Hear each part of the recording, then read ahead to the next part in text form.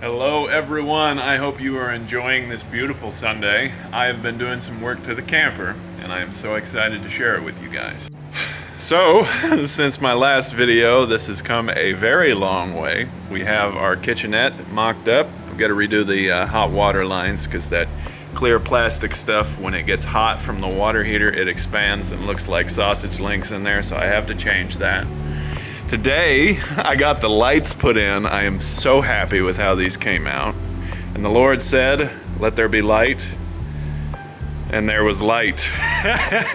I love it. I absolutely love it. Woodwork and the wood grain on this is just beautiful. I'm so happy that God blessed me with the idea to make wooden conduit pretty much, because fishing all of the electrical lines after you put the boards on the walls would be very annoying and very hard to do. So I came up with a unique way, and that was to take a 1x4, cut it in half, and then use a dado blade and cut that groove in it. And that allows me to hide all of the wiring and make it look pretty dang neat. So we've got a couple of single light boxes right here, and then just to make sure I had enough light, I went ahead and put two at each end here. Came out pretty nice, pretty happy with it. Now this here is the bathroom. It's come a long way as well. There's a lot of tools and a lot of stuff in here. But when I connect these two wires, I'm waiting for switches to come in the mail. The lights come on in here as well. We've got one directly over the shower. That's my shower right there. Looks pretty cool. Just using an old wash pail for the bottom. Then I'm gonna have a curtain that wraps around it. We've got our toilet over here, and we've got one up above it as well.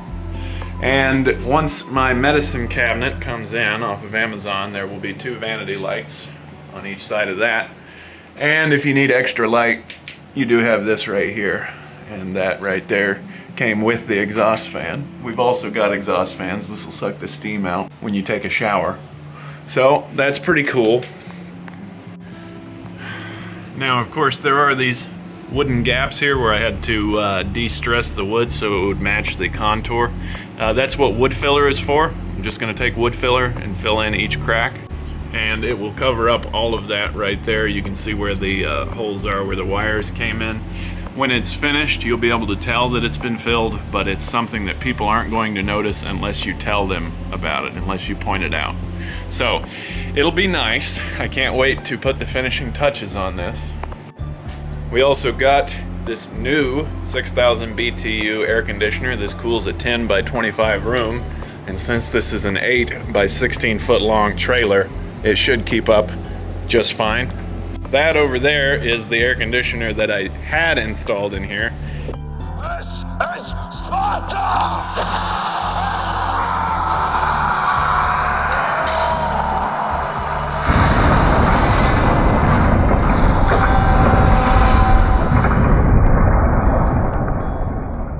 And it sat in a window for 3 years. I had bought it 3 years ago, moved out of the property, and then just had left it behind.